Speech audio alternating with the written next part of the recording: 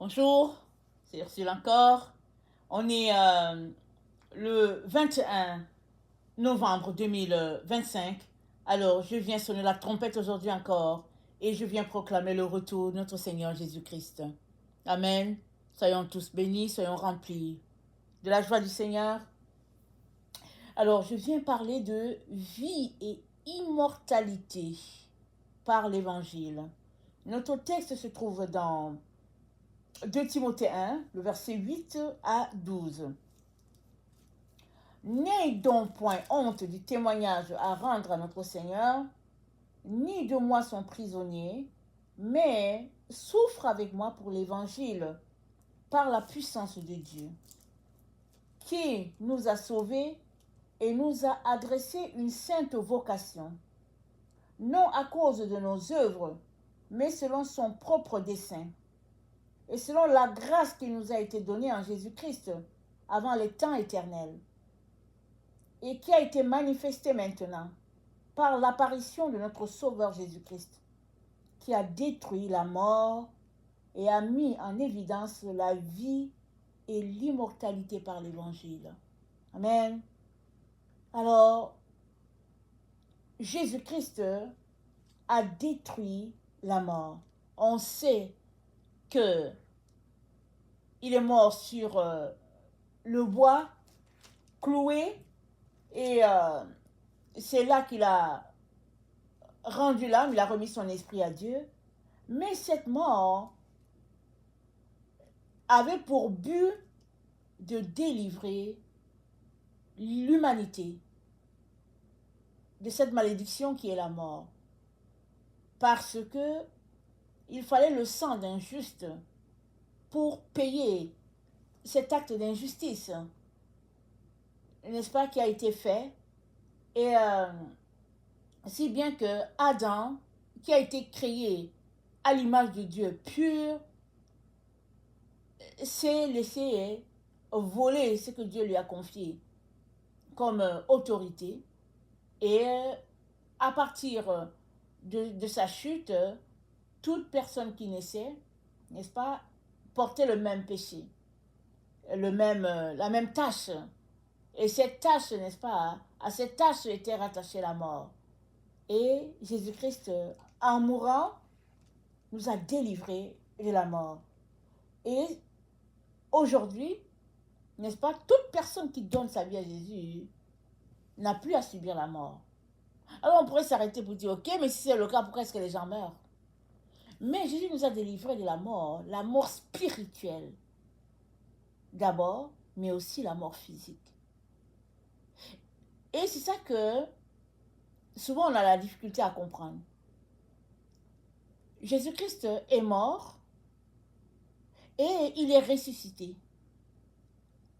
Et nous aussi, nous ressusciterons s'il nous arrive de mourir. Et sa mort, n'est-ce pas, était pour toute l'humanité et puis dans toute la période où nous allons vivre. Alors, à partir du moment où il est mort, il a racheté tout cela qui était mort avant. C'est dit dans le livre de Pierre que quand il est mort, il est descendu racheter ses âmes prisonnières du temps de Noé. Et il a aussi racheté les personnes de son temps. Et il a aussi racheté les personnes de notre temps, puisque nous sommes au XXIe siècle. Et ça se fait par l'évangile. Ça veut dire que tous ceux-là qui ont donné leur vie à Jésus et qui sont morts, ils sont vivants au fait. Ils sont vivants de l'autre côté, séparés de nous, on ne les voit pas, mais ils sont vivants. Parce que qui a donné sa vie à Jésus ne meurt pas. Il hérite la vie éternelle. Et c'est ça que le Seigneur vient t'offrir aujourd'hui.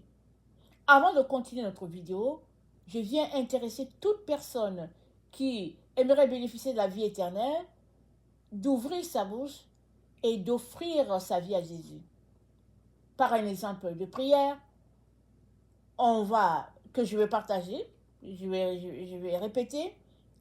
Je vous demande aussi de répéter après moi, afin que Pour un début, vous apprenez à prier, à confesser à Dieu ce que vous aimerez par votre bouche.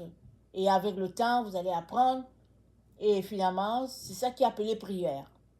Alors, Seigneur Jésus, merci d'avoir effacé l'acte qui nous condamnait, d'avoir payé pour nous en mourant à notre place, de telle sorte que la mort n'a plus de pouvoir sur nous.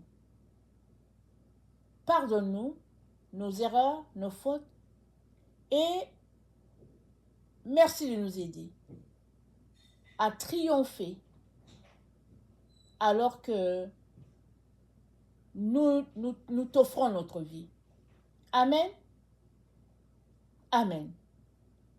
Alors, si tu as fait cette prière, tu es enfant de Dieu, sauvé, et puis délivré de la mort. Et dans Éphésiens 1, le verset 13 se dit, en lui, vous aussi, après avoir entendu parler de la vérité, après avoir entendu parler, en lui, vous aussi, après avoir entendu la parole, voilà, la parole de la vérité, l'évangile de votre salut, en lui, vous avez cru et vous avez été scellés du Saint-Esprit qui avait été promis, lequel est un gage de notre héritage pour la rédemption de ceux que Dieu s'est acquis à la louange de sa gloire. Donc, le Saint-Esprit nous a été donné et nous a scellés. C'est le Saint-Esprit qui est le sceau de Dieu en nous. Dieu reconnaît ses enfants par ce sceau-là qui est le Saint-Esprit. Le Saint-Esprit, l'Esprit de Dieu en nous. Alors, si tu as donné ta vie à Jésus, comme on vient de le faire, tu viens de recevoir un dépôt qui est le Saint-Esprit. Et ce Saint-Esprit va te conduire. Il est la lumière de Dieu en toi. Il va te conduire, il va te guider, il va t'instruire dans toute la vérité. En tout cas, tout ce que tu as besoin de savoir concernant Dieu, concernant le Seigneur Jésus, le Saint-Esprit va te révéler ça. Et il va te garder dans ta marche avec le Seigneur, afin que tu puisses accomplir ce que Dieu t'a appelé à faire. Et c'est dit que il fait partie de notre héritage. Et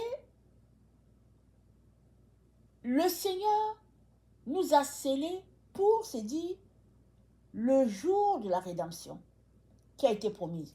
Donc, dans le salut de Jésus, ça ne s'est pas juste passé à l'époque où il est mort et puis ça s'est arrêté là. Non, la rédemption, c'est le rachat de Dieu pour toute l'humanité.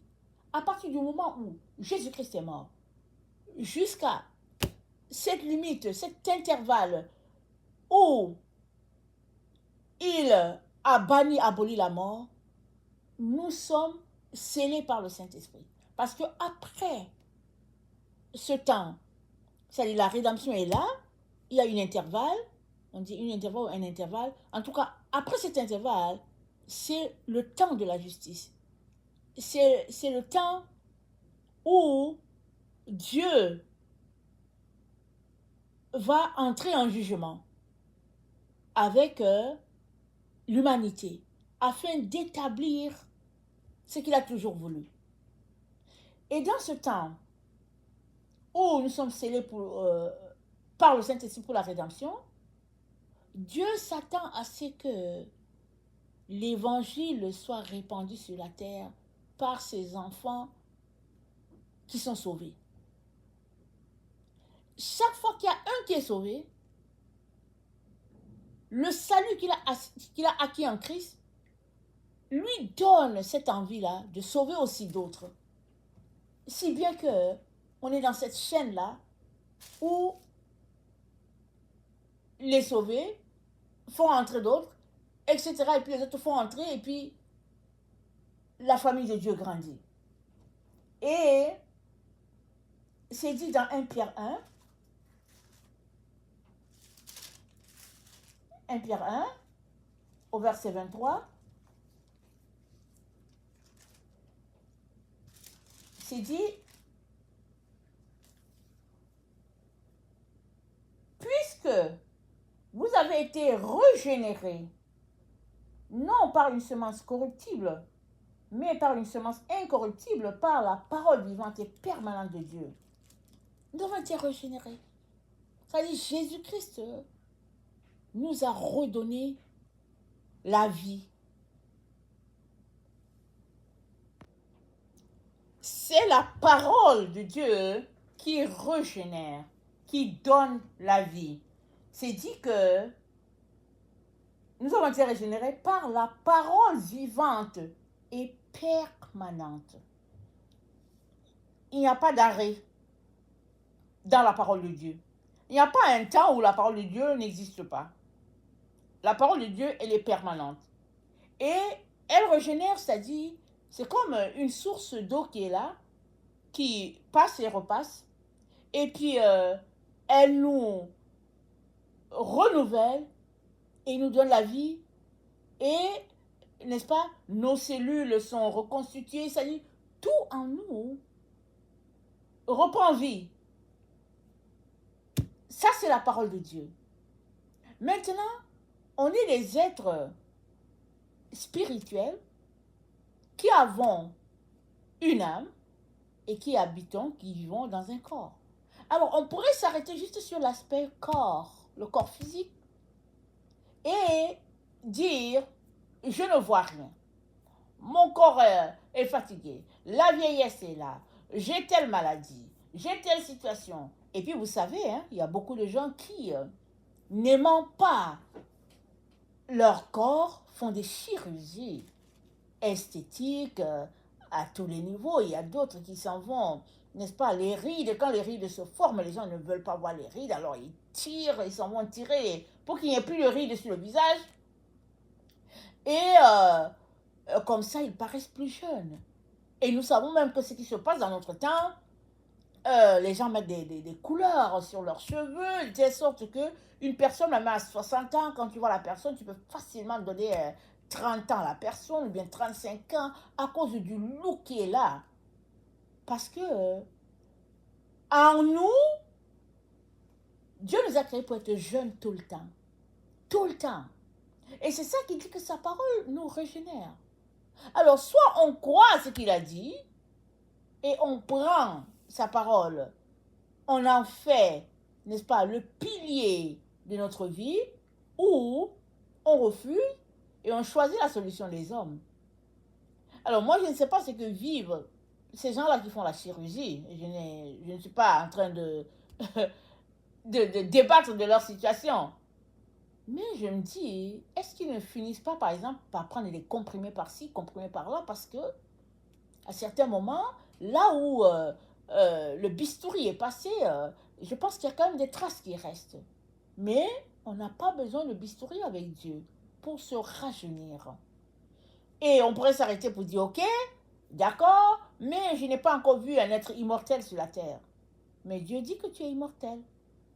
Tu es immortel en ce sens que vient cette étape-là sur la terre où l'âge n'aura plus de poids sur l'être humain.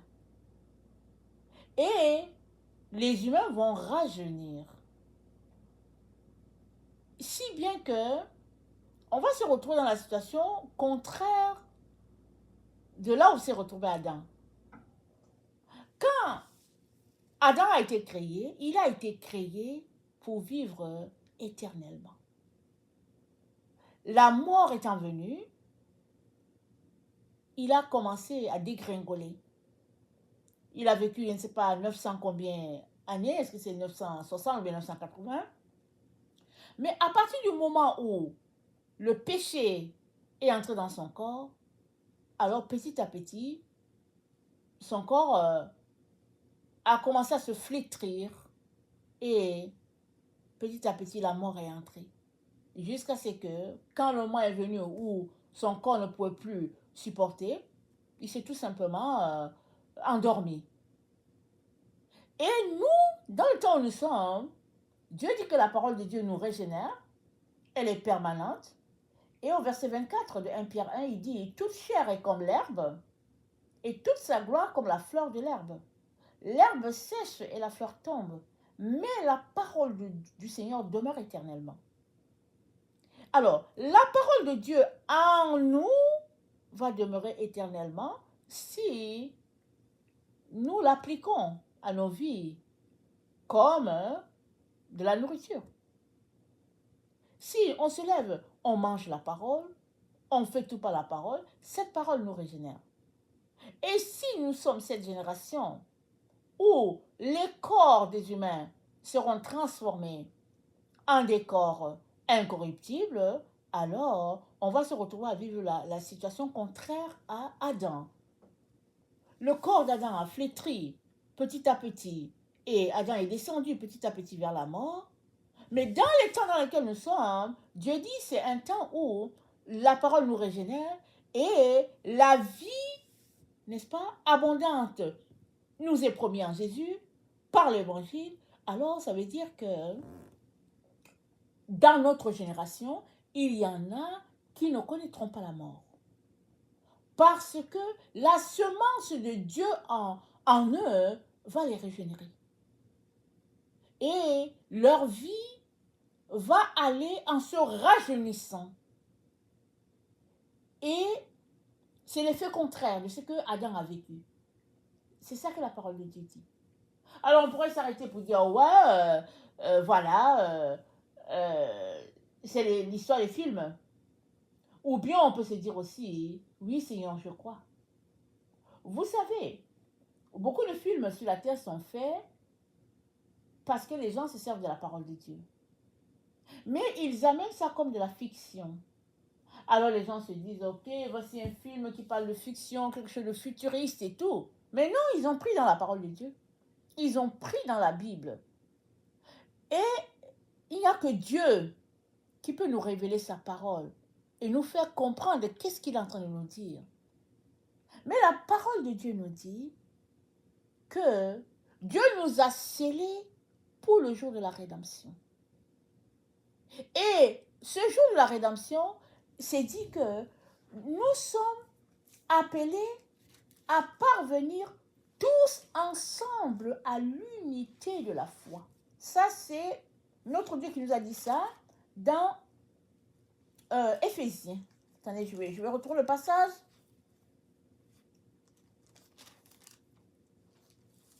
Le passage nous dit,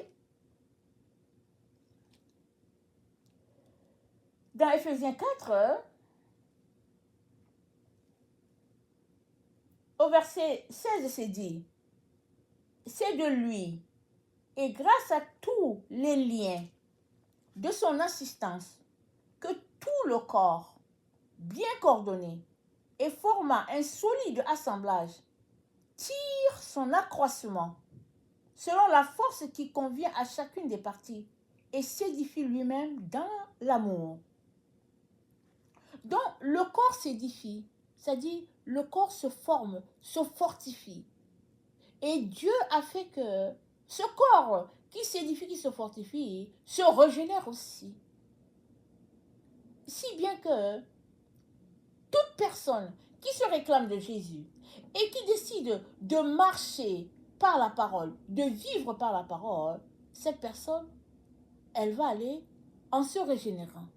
Et le jour que Dieu va déclarer que, tiens, c'est le temps où nos corps seront régénérés, alors on verra sur cette terre des personnes qui ont marché par la parole avec un corps, n'est-ce pas, qui ne connaîtra plus la corruption.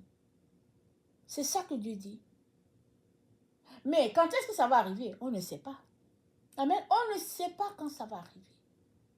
On sait seulement que c'est la parole de Dieu qui nous donne la vie, qui nous régénère.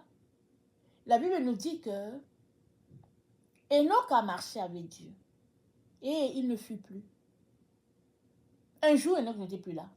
Où est-ce qu'il est passé? Il a dit au revoir à sa famille, il a dit bon, je vais partir et tout. Où est-ce qu'il est passé? On dit, il ne fut plus parce qu'il a plu à Dieu, sa vie a plu à Dieu et puis Dieu l'a pris. C'est-à-dire, il a juste transféré l'autre côté, sans la mort. Ça, c'est la vie d'Enoch.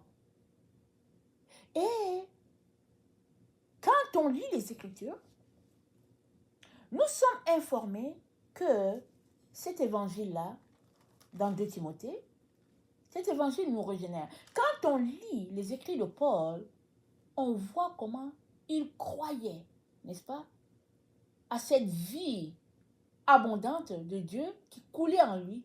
Il croyait.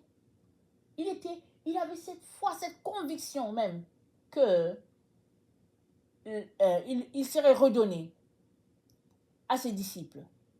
Jusqu'à ce qu'il leur dise, ok, le Seigneur me dit que le temps de mon départ est arrivé. Et même les disciples pensaient que la régénération, la résurrection des corps, tout ça, ça allait se passer dans leur temps. Et regardez comment ils croyaient. Quand on lit leurs écrits, on voit vraiment qu'ils étaient en plein dans leur foi parce que ils ont cru que ce qui est arrivé à Jésus allait aussi leur arriver. Puisque quand Jésus-Christ est ressuscité, Jésus-Christ était là et il passait à travers les murs.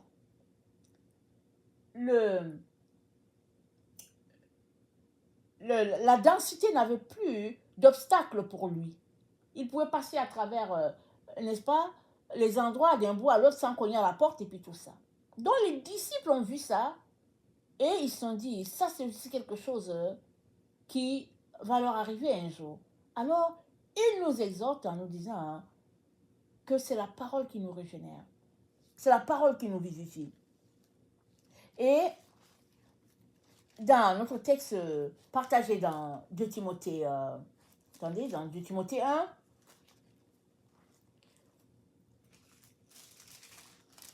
nous sommes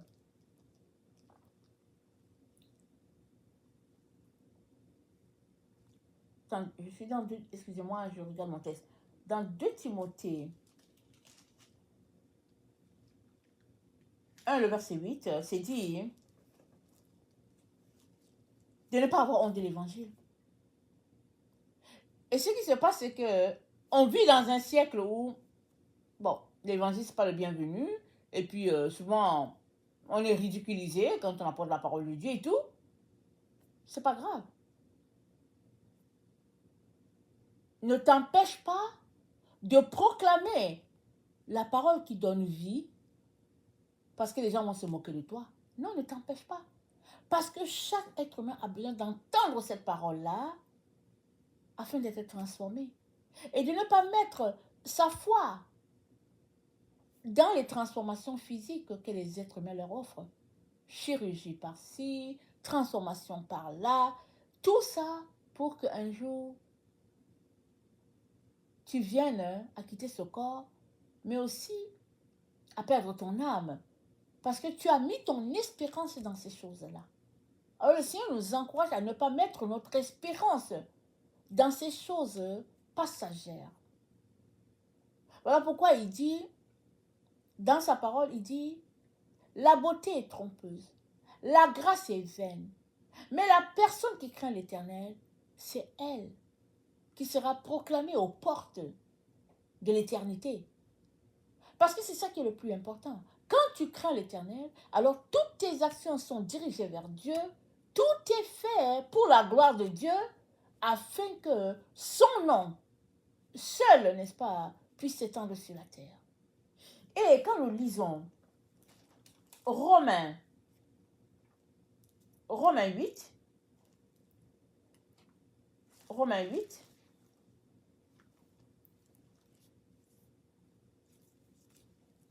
ça nous dit,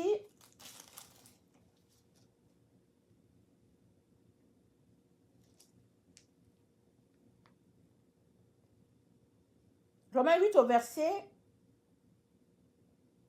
22 dit, or nous savons que jusqu'à ce jour, la création tout entière soupire et souffre des douleurs de l'enfantement.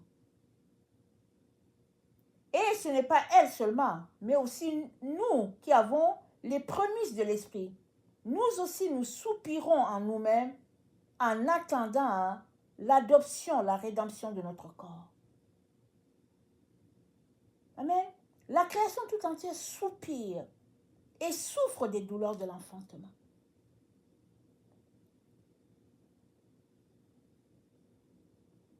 Alors, l'enfantement, c'est quoi? Qu'est-ce qui sera enfanté? Il sera enfanté, n'est-ce pas? Cette promesse de l'Éternel qu'il nous a donnée, parce que la promesse, Jésus-Christ l'a annoncée, il a dit, je vais mourir, je vais ressusciter, et je vais vous précéder en Galilée, de telle sorte que là où je suis, vous aussi vous serez. Alors il y a cet enfantement, n'est-ce pas, que l'être humain va vivre. Mais avant que la chose soit concrète, Dieu a fait correspondre ça à la conception. La femme attend 9 mois avant de voir son bébé. Alors les 9 mois de la femme, on ne sait pas qu'est-ce que ça correspond dans le monde spirituel. On ne sait pas à quoi ça correspond. La preuve est que on est déjà au 21e siècle depuis que Jésus-Christ est venu et puis qu'il est retourné à Dieu.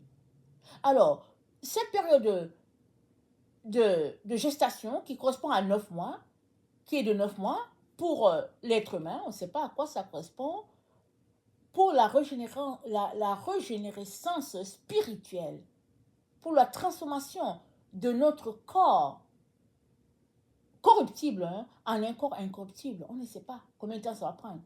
Mais on est appelé à nous accorder avec notre Seigneur qui dit la création souffre des douleurs de l'enfantement.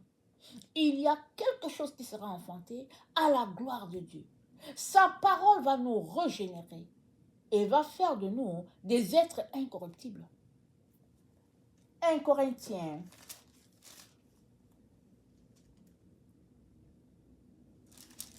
15 nous en parle aussi. Elle dit au verset 52, 1 Corinthiens 15, 52, en un instant, en un clin d'œil, à la dernière trompette, la trompette sonnera, les morts ressusciteront incorruptibles et nous tous, nous serons changés. Car il faut que ce corps corruptible revête l'incorruptibilité et que ce corps mortel revête l'immortalité. Nous tous, nous serons changés. Mais d'ici là que nous soyons changés, de corps corruptible à incorruptible, le Seigneur nous dit dans notre texte de 2 Timothée 1 que la régénérescence se trouve dans la parole de Dieu, dans l'évangile. Voilà pourquoi ceux-là qui sont sceptiques vont passer le temps à ridiculiser ça, à se moquer. Mais c'est la vérité. Alors, soit tu crois à ce que Dieu a dit et tu confesses la parole pour toi et tu décides de vivre et de marcher par la parole, ou bien tu te prêtes au jeu de ceux qui aiment se moquer de Dieu et puis tu ne te renouvelles pas dans ton intelligence. Parce que si tu ne te renouvelles pas dans ton intelligence, tu vas te retrouver à faire les mêmes choses que tu faisais avant de donner ta vie à Jésus. Or, la Bible nous dit, ne vous conformez pas à ce présent siècle, mais soyez transformés par le renouvellement de votre intelligence. Donc, notre intelligence se renouvelle et nous sommes transformés de manière à agir différemment de ce que on faisait par le passé et de manière à agir comme le Seigneur Jésus-Christ faisait.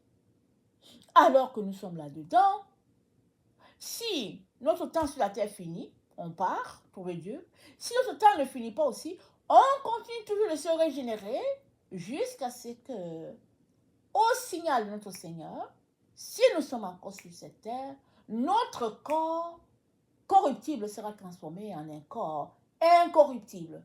C'est à ça que Dieu aimerait qu'on croie.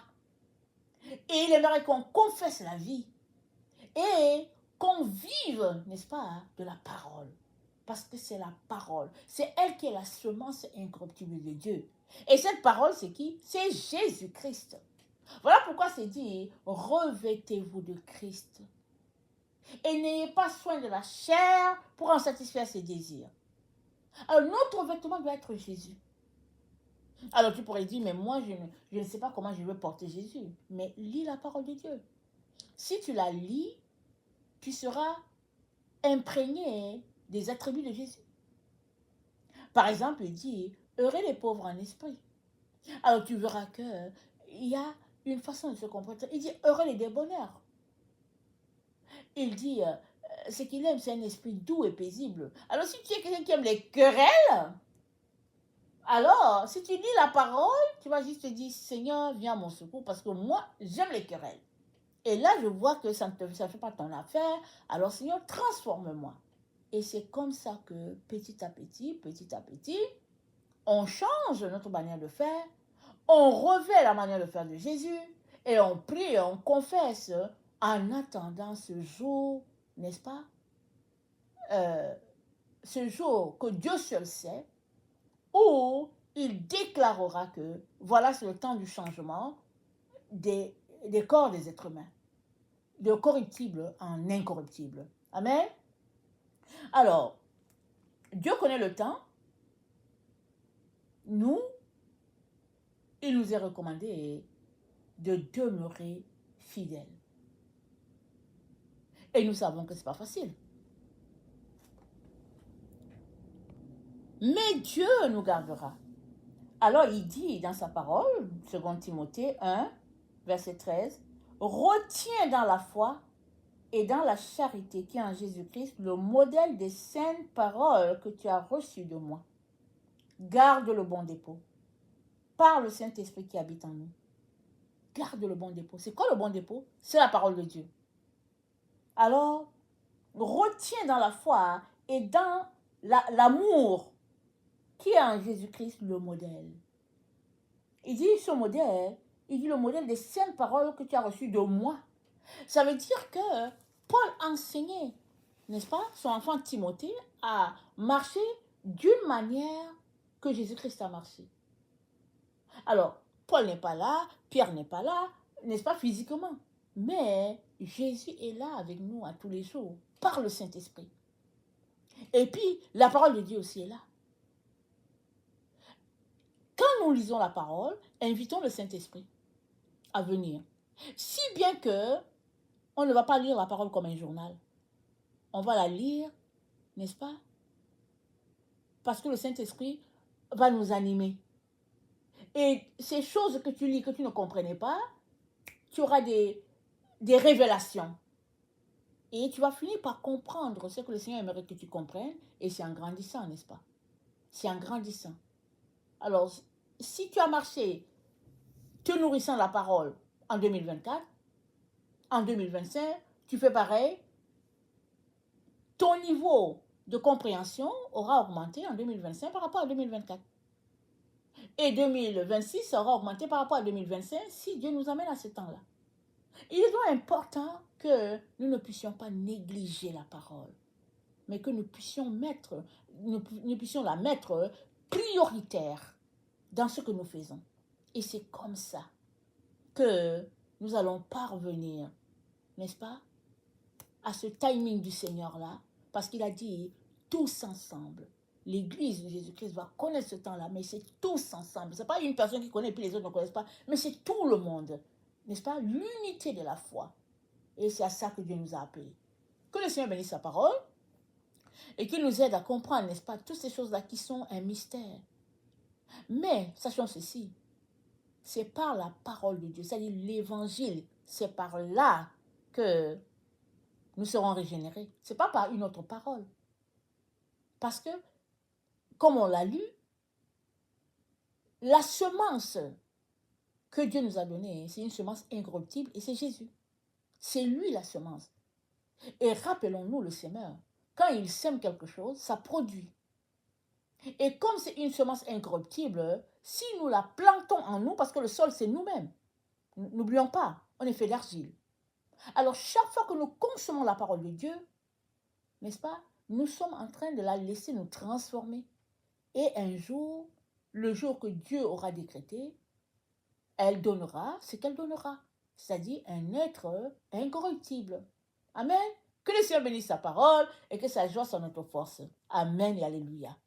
Amen et amen.